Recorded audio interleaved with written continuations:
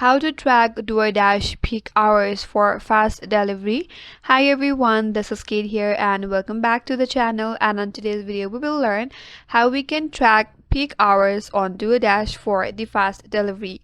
So without further delay, let's get started. So peak hours on DoorDash are usually they usually launch from 11 a.m. to 2 p.m.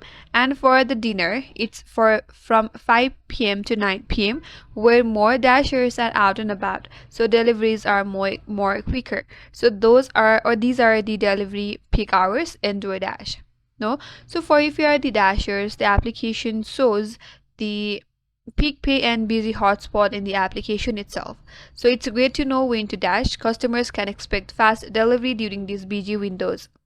And you could also try to order slightly before or after peak hours to avoid waiting for the long time. You could also follow the DoorDash updates on their socials for any alerts.